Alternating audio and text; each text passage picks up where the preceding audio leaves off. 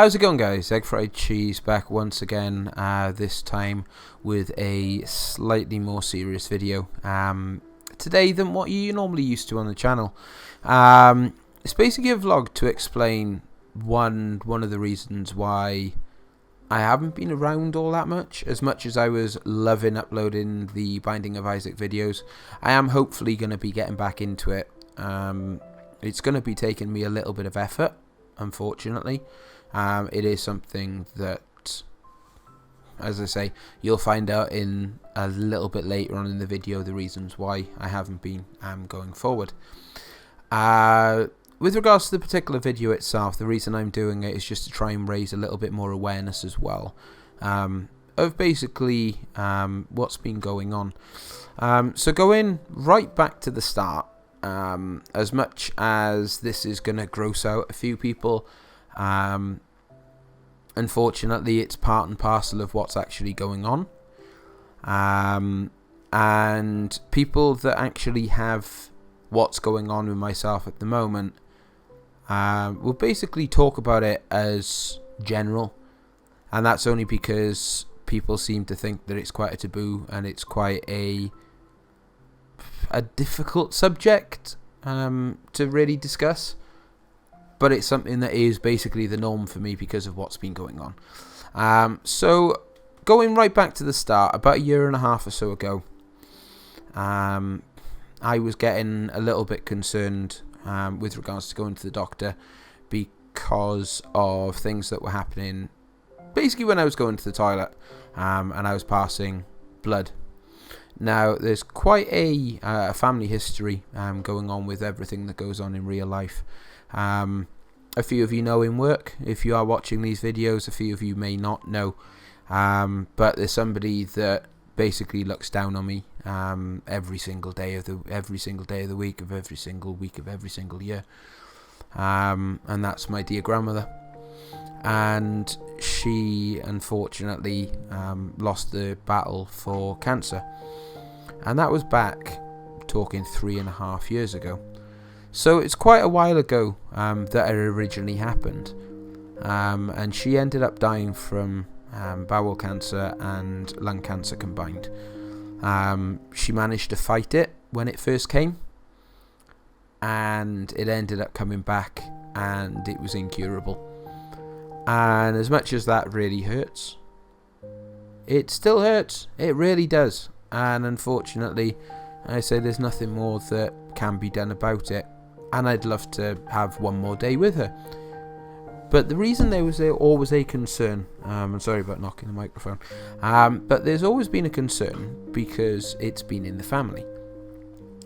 And I was passing blood when I was going to the toilet. And I was getting concerned. And there was one serious thing that I had on my mind, and that was the C word. And that was constant, and that was always going through my mind.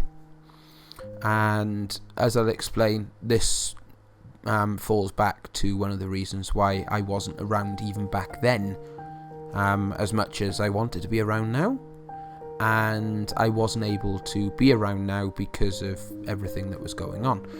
So I'd been to the doctors, and they diagnosed me with something that they classed as IBS, which is a terminology which, if you do an internet search for, is irritable bowel syndrome. Now, this is a common diagnosis for people like me, people like you, that may have problems with insides, things like that. Some doctors will put it down to woman troubles if you're female. And it's becoming a very regular occurrence, and it's becoming a very regular diagnosis. Now, the logical answer would be, in every single one of these cases, is to be referred to what's called a gastroenterologist, and they specialise with all of your digestive tract and everything like that. But they don't. They turn around and they try and diagnose it, and they go, oh, okay, well, there's nothing more we can do, just deal with it, basically. And they try and give you stuff to bung you up. Now, for people even with IBS, the stuff that they give you to bung you up doesn't actually work. So they just fob you off and they don't deal with it. Now, this went on for about a year or so. It was happening before that, and I ended up going to the doctors because I got a little bit more concerned. I then was off work with a chest infection, and I went to the same doctors that I went to, but I saw a different doctor. I saw a different GP. And she used to be my doctor from years and years and years ago when I was a lot younger, and I hadn't seen her in years. And I only went into the doctor's for a sick paper, and she did a full checkup. And she turned around and she said, "There's something not right here. Why has this never been referred to gastroenterology?" This was a year after me being diagnosed, supposedly, with irritable bowel syndrome. So I ended up getting referred, and this would have been back in approximately March of 2016. So that's when I started to do the videos, and that's why I ended up disappearing off the face of the earth, because I had that always playing on my mind. So that's one of the reasons why I'm not being excused. As much as I want to be doing videos and as much as I want to be playing games, I love playing games for you guys. I absolutely love doing it. And as I say, you're going to love one of the gameplays that I am going to be putting up on the channel more recently. For people roughly my age, about 25, 26-ish, the game that I'm actually playing was a very big game from my childhood. And I have already recorded an episode of it and realised I didn't record my audio from my microphone. So I'm going to have to be re-recording it. But, as I say, excuses aside, that was one of the reasons why, as I had the anxiety attacks and a lot of that side of things that were causing me a lot of grief and a lot of aggro. And it's the same with a lot of people that get diagnosed with it. So 6 months went down the line, so we're talking now roughly October. So September, October time, I received my referral for the gastroenterology specialist. So I go down to the hospital, they run some checks, ask me lifestyle questions, ask me some family questions, and she originally diagnosed it based on my symptoms as something called ulcerative colitis. Now, I am going to refer to it in this video as UC, and that's only because it's a bit of a mouthful. But UC is an inflammation of the lower part of your bowel, so the lower part of the digestive tract. Now, in layman's terms, the best way of explaining it is you have in your body red and white blood cells. Now, the white blood cells will fight infection, and what you see, and ultimately another part of irritable, inflammatory bowel disease, I should say. There's another part of it which I'll go into a little bit later. But the be-all and end-all is that the white blood cells have gone to the bowel to fight an infection. They've stuck around, so they're doing their job. But the problem is they're doing their job a little bit too well. And they start fighting the lining of the bowel, and you get ulcers and bleeds and tears in the bowel lining because they're fighting it to the point where it's making it so thin that it causes a tear in the bowel, a lot of pus, etc, etc. Now, as I say, this is going to get a little bit more gross, but for somebody with UC, or even somebody with irritable bowel syndrome, or IBS, you do find that you go to the toilet a lot more. You pass quite a bit of blood. You pass quite a bit of pus. Normally pretty runny. But that's just normal. That's just part of the movements.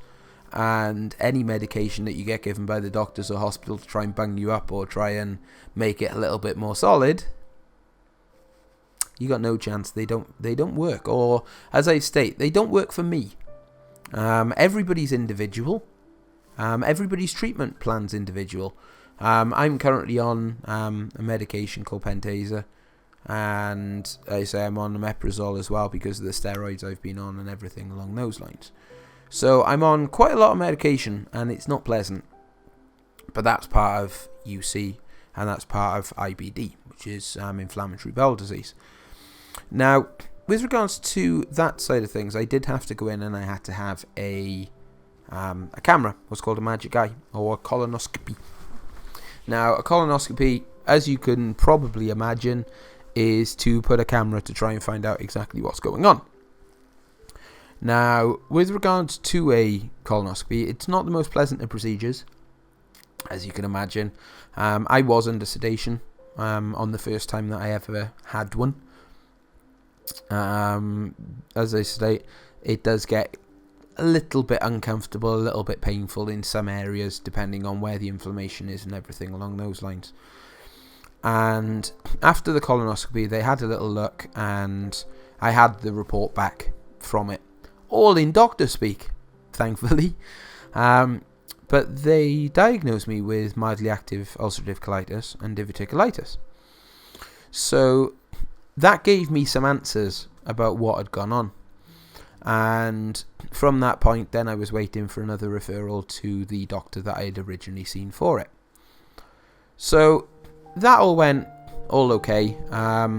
Seemed to be okay after I had the procedure. I went back to work a couple of days later, or a day later, and everything seemed to be normal. Until about 5 days after. I was in work, as a lot of people in work can remember, and I was getting severe stomach cramps. I was getting extreme pain while I was just sitting down at my desk. It wasn't even a case that even trying to get myself comfortable wasn't happening.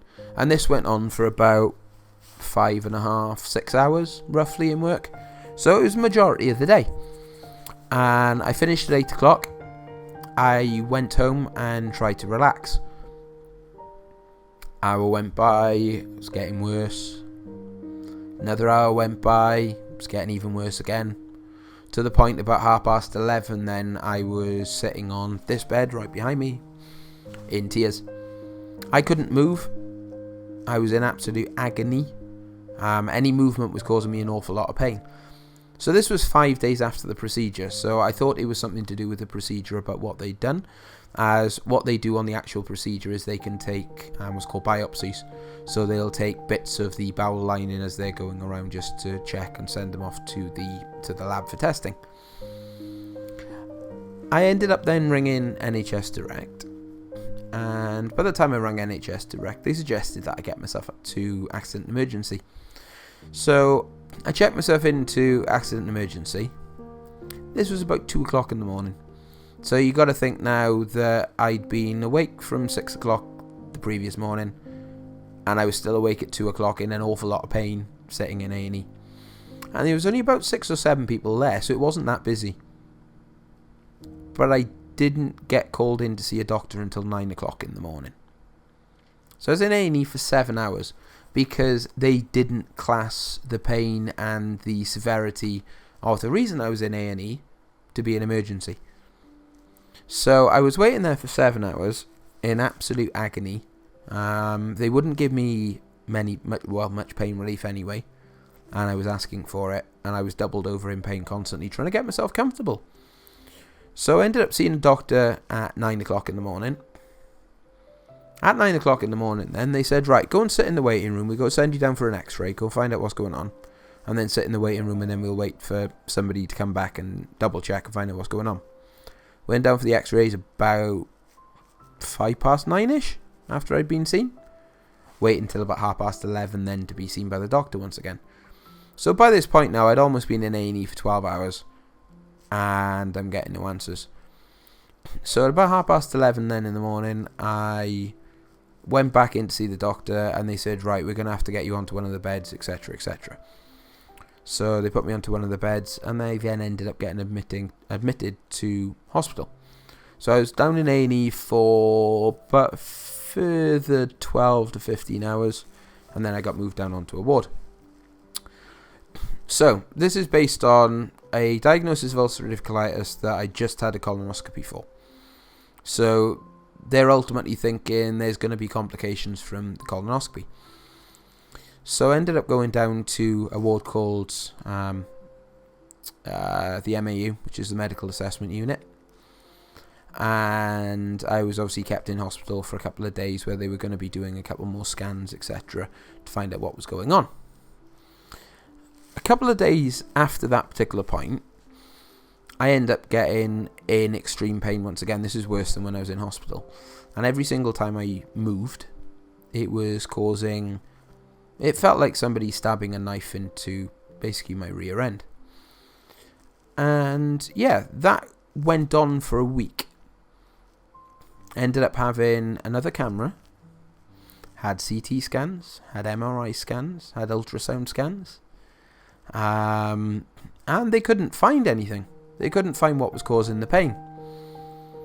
Until one night, when I was in hospital, I could feel a lump that was growing fairly close to the entrance of the back passage. As I say, as bad as this is going to sound, it's not going to get much worse than this. And the nurses didn't really do anything in the night because of it, and I wasn't getting anywhere from it, which was really disappointing, because I was there trying to get some sleep and I couldn't get... I think I probably had 20 minutes of sleep that night because I was in an awful lot of pain. So what had basically been growing there was called an abscess. And I woke up in the morning then, woke up in the morning, managed to hobble over to the doctors when they came to do their rounds and explained the situation to them, and within half an hour they were around the bed having a little look. So they felt my tummy, nothing wrong in my tummy, had a little look, and the abscess that was causing me jip over a week had decided to form on the outside, and when the doctors were examining it, it decided to burst. So with it bursting, it's very painful, but after an hour or so, once it starts draining itself, it becomes a lot less painful. My pain went from about an 11 to 0 in a matter of an hour. Now, the only downside of what I'd actually had was that's not common in UC. It's not common in UC at all. It's more common in the other side of IBD. So once again, to give you the acronyms, IBD is inflammatory bowel disease. Obviously, UC is ulcerative colitis. It's not common in ulcerative colitis to get abscesses. It's more common in another side of it, which is called Crohn's disease. Now, Crohn's disease, whereas ulcerative colitis just affects the lower end of the bowel, Crohn's affects the whole digestive system. And it is common, and it is diagnosed in a lot of 15 to 25 or 30-year-olds, if I remember rightly. And I think one person gets diagnosed once every half an hour with IBD, which is either UC or Crohn's. So their diagnosis went from UC to Crohn's because of the abscess, but they had to confirm that.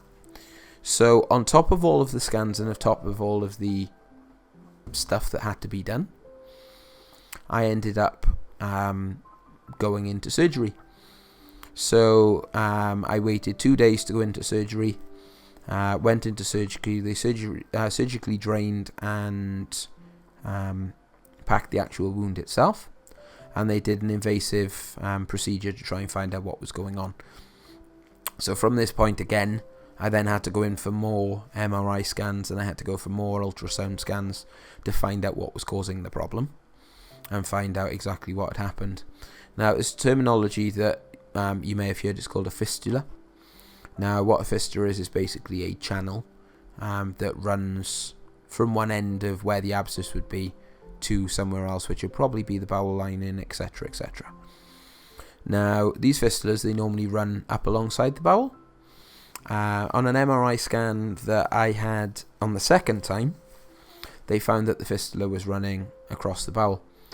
So this is one of the other reasons why is obviously anxiety now is through the roof, being tried on multiple medications, being tried on everything on top of that, having a lot of family and everything like that caused me a lot of stress, and that's something that is a very big mitigating factor when people like myself have what's called flare-ups.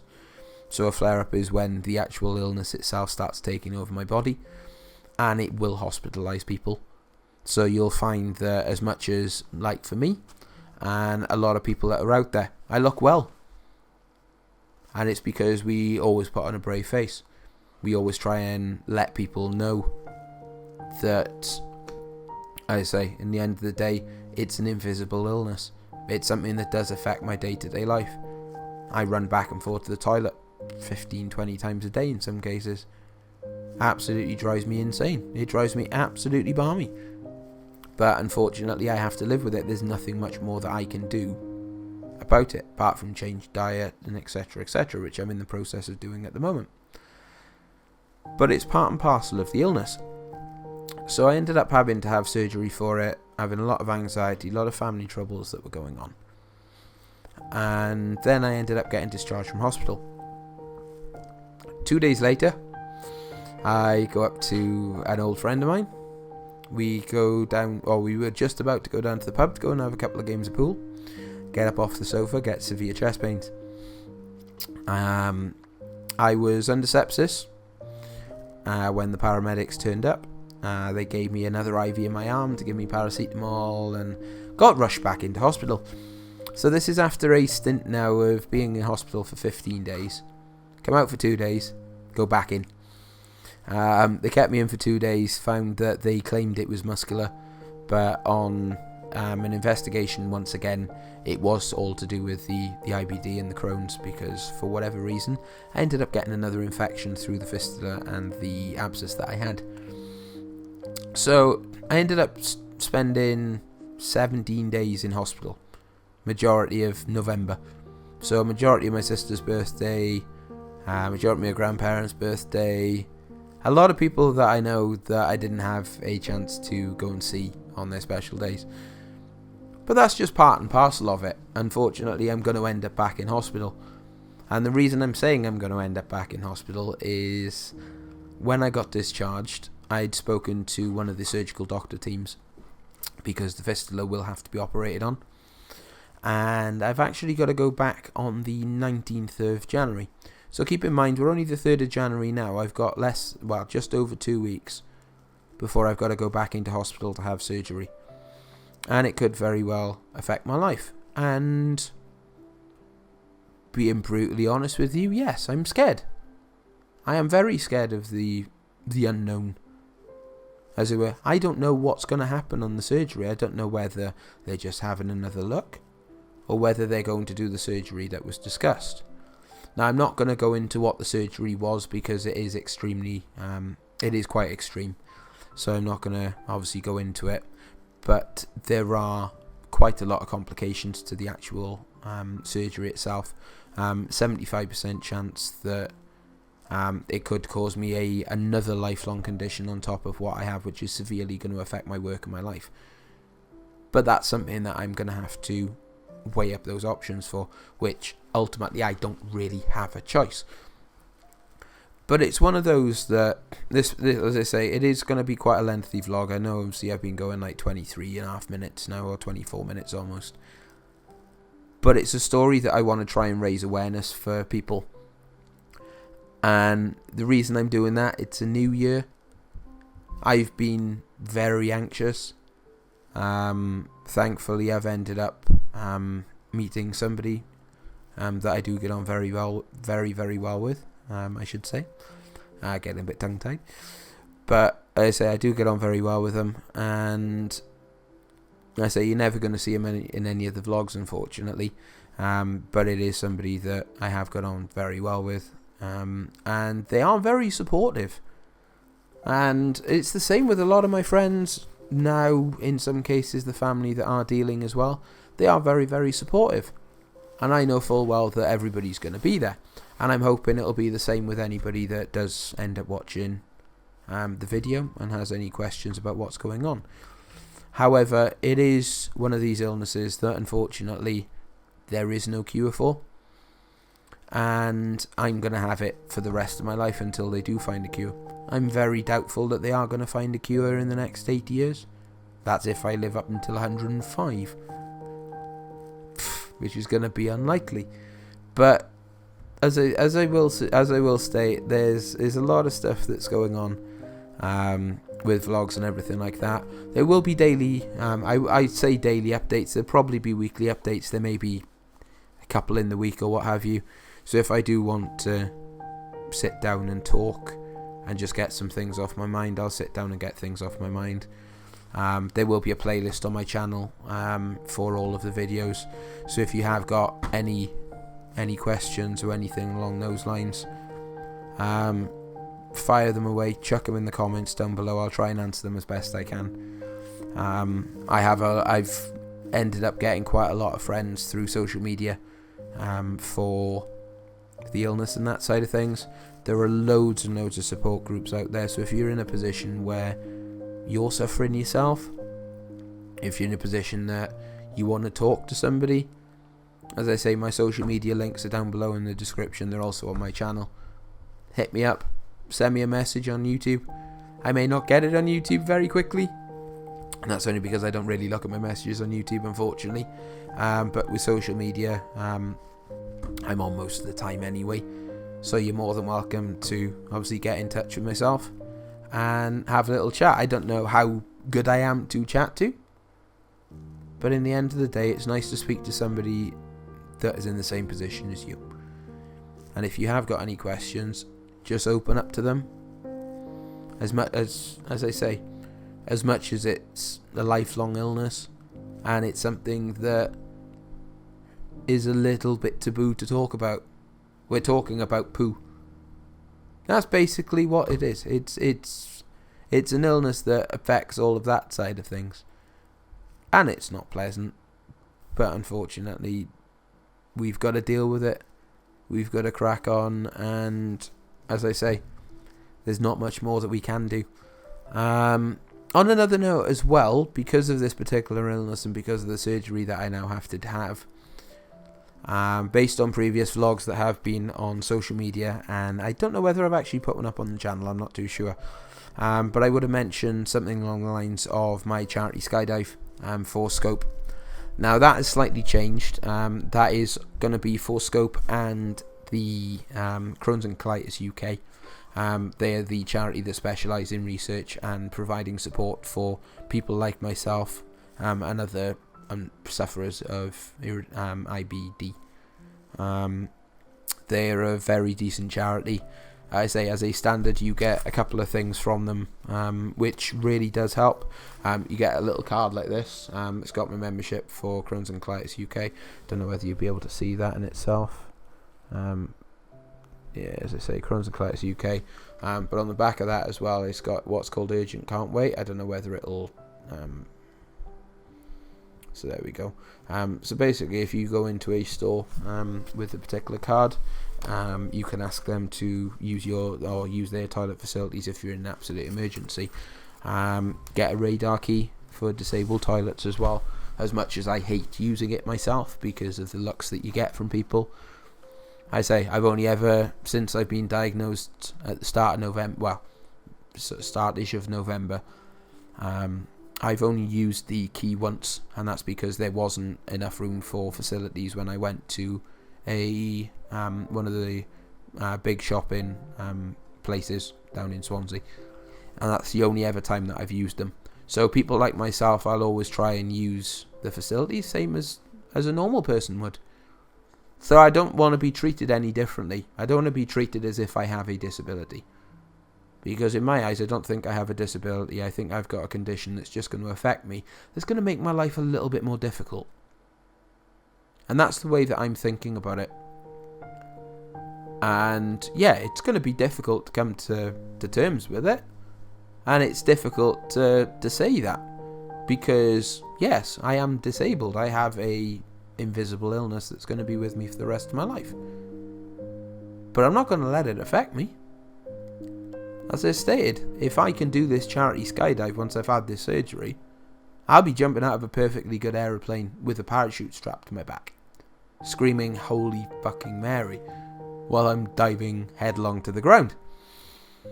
As much as I'm actually looking forward to it, I've still got that worry that it's a hell of a thing to do. And as I say, it's going to be difficult, it's going to be tough. But as I say to everybody, this is the year for change. It's the year for change for me. I've worried enough over the last 2 months to go, do you know what, fuck it. And yes, I'm starting to use language now that I haven't used throughout the whole video, but do you know what, it's my job to try and fight it. Something I'm going to show you here, which is all over my social media at the moment, because I actually can't find one anywhere at the moment. I've got to try and go to a couple more pubs now in the week, but I'm after a giant whiskey bottle, so if anybody in the local area has one going, cheap or free, hit me up, send me a message, and see what we can do around that side of things. But at the moment, I'm making do with a Diet Coke bottle. Yes, I'm not sponsored by Diet Coke, but Diet Coke, please. This is all I drink. I don't drink normal Coke, I just drink Diet Coke. If you can send me crates of this stuff, that'll be brilliant, because it'll save me a fucking fortune. But as you can hear in the background, that's going to be quite loud, but that's filled with money. Now, we're only 3 days into the year, and I've already got £2.34 in the bottle. This year, I'm going to be attempting to get myself a brand new car. Well, I say brand new. An older car, but newer than the one that I have. And there's a reason I'm after a new car. Because in December, so by this point now, I'd have had a new car. Hopefully I would have done the skydive, if I'm able to. But as a, and that's another thing as well, sickness with this medication, it's not pleasant. But yeah, the third thing, and what I want to treat myself to say the least, is by the end of this year, I don't get that many holidays. I don't go away that often. I don't actually go away at all, if I'm honest, when I'm going abroad, because I hate the hot weather. I'd rather spend my days here in the UK theme park. But I'm going to buy me a new car and use that new car and save up enough money after I bought the car to go to Germany for 10 days. So I'll be going to a little town on the outskirts of Germany, fairly close to France and Switzerland, called Rust. And I will be visiting the second largest theme park in the whole of Europe. It's a theme park called Europa Park. And after 7 days, I'll be then travelling half a day up towards the north of Germany. And I will be visiting another theme park up there called Phantasialand. What I'm also going to do is based on those two parks, just to give you an idea. They are quite lengthy vlogs. They're over an hour and a half each. But I'm going to put a couple of links in the description to a awesome guy called Sean of the YouTube channel Theme Park Worldwide. Just to give you a little bit of an idea of what the parks are going to be like. Hopefully by that point as well, and I've done the skydive, I'll have a video cam or a flip cam or a GoPro or something along those lines to be able to record the footage and record the videos. But I'll be recording my time out there as well. I'll be doing it as a road trip rather than doing it as a rather than getting flights and stuff over. But that's only because it's cheaper. Plus I want to go and investigate and go do some driving and go and see some sights on the way as well. So those are my goals for 2017. And as I've stated, I will be doing regular videos, regular updates. And just to give you guys a bit more of a heads up and to give you some ideas that don't think you're ever alone. Don't ever think you're alone. I felt like that over the last couple of months, and I've made myself very ill over it. I made myself very, very ill. But don't feel that you're alone. There's plenty of people out there to talk to. As I stated, I'm on social media the majority of the time. If I'm around, I'll send you a message, or I'll respond to your message and answer any questions you may have if I can. If I can't, then I'll just have a general chit chat and listen to what you have to say.